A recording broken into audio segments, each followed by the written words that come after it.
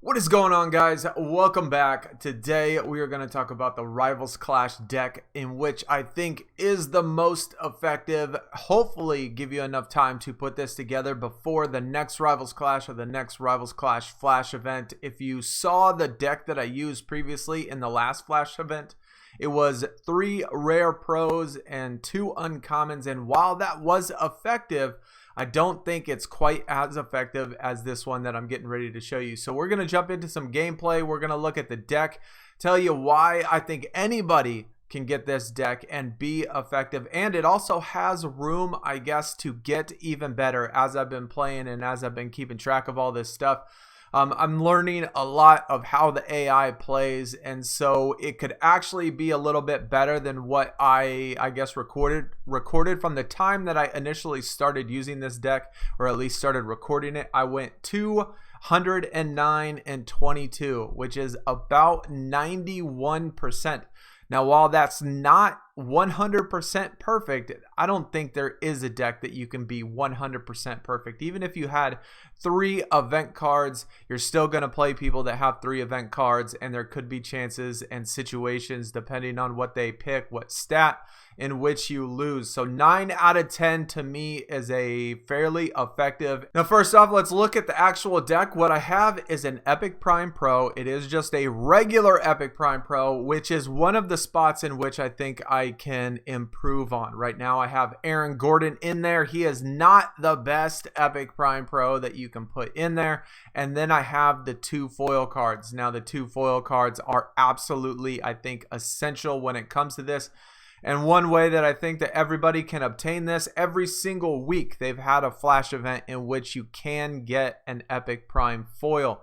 So a lot of people already have foils, at least Epic Prime foils, and then the other 2 cards are just regular ultra rare pros. Now, I think the support cards are going to be very dependent on what your Epic Prime Pro is. For me, it is Aaron Gordon. His worst stats is offense and playmaking, so that is why I have offense and playmaking as my actual support cards, because the times that I lose are when I have to play that Epic Prime Pro and it goes up against another Epic Prime Pro, and it's like some stat that I get beat on because they use a support card or something like that. So that's typically where I've been beat in the 22 times that I've been beat. Some of them have been misclicks and stuff like that, so it should actually be a little bit better, but most of the time I get beat just because of that. Now, typically with this deck, you're only going to see about 3 different types of decks. One of them is going to be where they have the highest cards as an Epic Prime Pro, and then an Elite fully maxed out. Every once in a while, I think 1 out of 15, maybe, there will be 2 Epic Prime Pros, and then there are some times where there are 2 Elite cards, and then the under tier cards are a little bit better. Most of the time, out of all of them, the under tier cards are always Epic Prime, just regular Epic Prime, which is why the foils are definitely essential. Very few times do I see an Epic Prime foil. Sometimes I do, but most of the time I don't. And as long as you play the strategy right, it's usually, like I said, 91% effective, which can get even better than that. Now, as far as the types of decks that you're going to see at the very bottom, as far as the +5s go, most of the time they're going to be Epic Prime ++. Sometimes they are Elite, and I even play the ones that are Elite. It doesn't matter whether or not it's Epic Prime tier or Elite tier.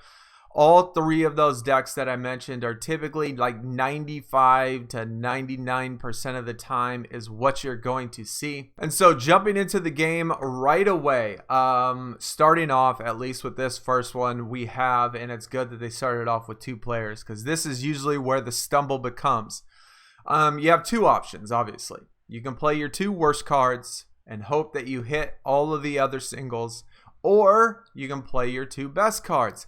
And typically, for me, at least for this deck, most of the time I play the 2 best cards. Now, a lot of times, at least most of the time, they are not going to play the 2 best cards. Every once in a while, I would say very, very rare, like 1% of the time, maybe 5% of the time, if that, they'll play an Epic Prime Pro and an Elite card. But most of the time, it is just an Epic Prime Pro and an undercard, or just their 2 undercards. And the reason why I play the 2 best instead of the 2 worst, because I found through trial and error that when I play my 2 worst, there are more times than not in which they played their 2 worst cards first, and then they played their Epic Prime Pro either second or third, and it was really just a toss-up on which one they actually played. So what we're going to go with the 2 best ones. We're going to go Vince Carter. We're going to go Aaron Gordon. We're going to put both of those in there. And then I don't need to usually use the support card or whatever, but it still works out fine. We get the win. And then now is when you play your 2 worst cards. Always save your best one for last is always what it's going to be. Always your single. If you can help it, you're going to want to have him last, and that's usually going to be the win. And they're going to have an Epic Prime, and there they had their Epic Prime Pro second to last. They'll never play that Epic Prime Pro last. They'll always play it second to last or before that. And now we got offense playmaking for this last one, and usually it's just an Epic Prime regular card. Never are they ever foils. Even during the times that they actually do have foils, they never play the foil last either way. So easy win. On to another game. This time we have a single first. Now when they have the singles first, we're going to want to play a bad card first.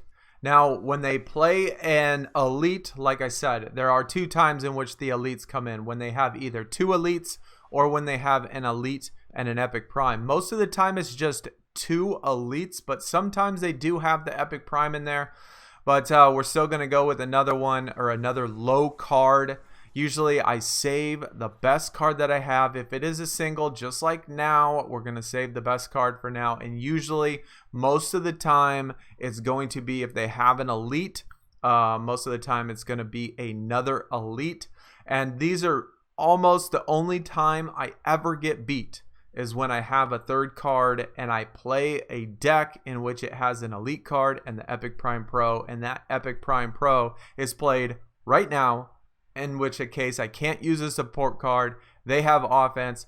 I have defense, even though my defense is pretty good. But like I said, most of the time when they show an elite, it's going to be another elite in there. And now we have 2 cards, and they're not going to have a foil. It's going to be against 2 regular Epic Primes since it's last. And we'll just throw in our support card just in case. Oh, I guess they even had a worse card. They had an Epic Pro. Epic Pro is worse than an Epic Prime, so that's just the same. Another easy win. All right, another matchup. Again, they play a single first. So again, anytime they ask for a single first, you throw away your worst card. Now, hopefully, they play an Epic Prime Pro. Now that's what you want them to do. Once they do that, you know almost guaranteed you are going to win. But every once in a while, very rarely, every once in a while though, like I said, there is cases in which I've seen 2 Epic Prime Pros. So I don't want to say 100% guarantee that you're going to win, but 99% of the time, I mean almost every single time, once they play that one Epic Prime first, you're guaranteed almost to win. So since I know they played that Epic Prime, I'm not too worried about it. I'm just going to play another bad card. They're going to play, now this time they had an Epic Prime Pro and an Elite card, which, like I said, those are the two things that usually come up the majority of the time, either 2 Elites or 1 Epic Prime and 1 Elite. Now they have 2 of them, so I'm going to go with my best one and 1 of the foils. Just always save 1 of the foils for last. I could technically do 2 Epic Prime foils here because I'm still going to win that. They're not going to have foils in their deck. But I'm just going to do my Epic Prime Pro and my foil. Don't need a support card because I know they have bad cards left, and that's it. They already wasted their 2 good cards. And then defense, again, it's just going to be a regular Epic Prime or worse. No foil or nothing. I suppose that it's possible if it's an Epic Prime that has a super high offense, it activates, and they have a support card, it's possible that you get beat on this, but it hasn't been a case in which I've gotten beat on the foil.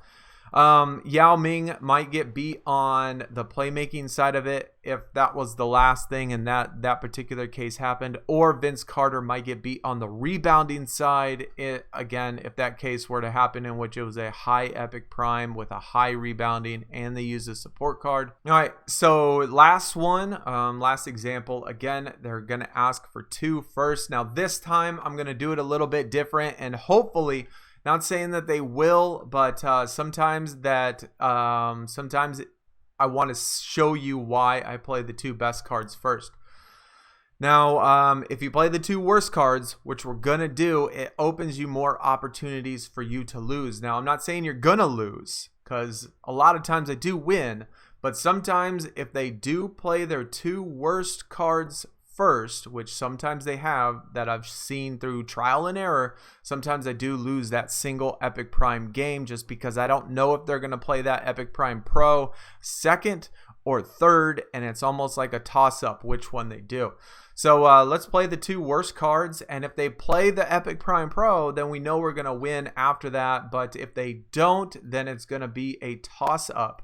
So they have a foil in this one, which is not a big deal. Sometimes you see the foils and they have the pro. So they played the pro, they have the foil. You know it's a guaranteed win. So we're going to play the epic prime now. They're going to have a regular epic prime there.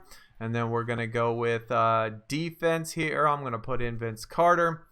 And this time, see if they would. If this activated and they had a support card, it's possible that the Vince Carter loses, but most of the time they don't. And then we got rebounding for the last one. So I just wanted you to see at the last one, it is possible for you to lose. That's why the majority of the time in which it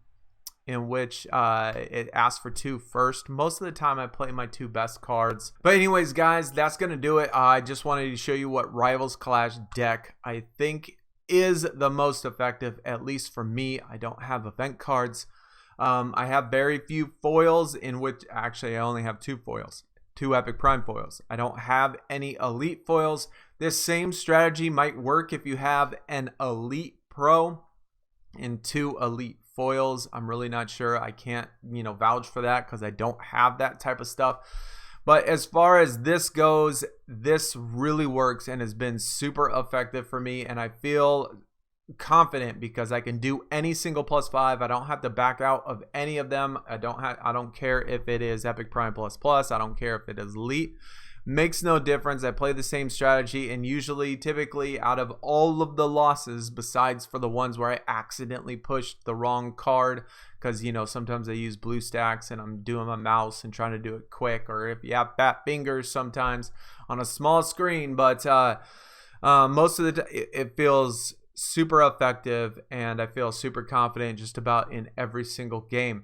Ways to improve it, I think that I can definitely improve it if I can get a better epic prime regular card, better than Aaron Gordon. I don't know as far as where he ranks, maybe top 10, maybe top 15, something like that, but definitely not any higher than that. No way. I don't think that there's any way he's higher than that.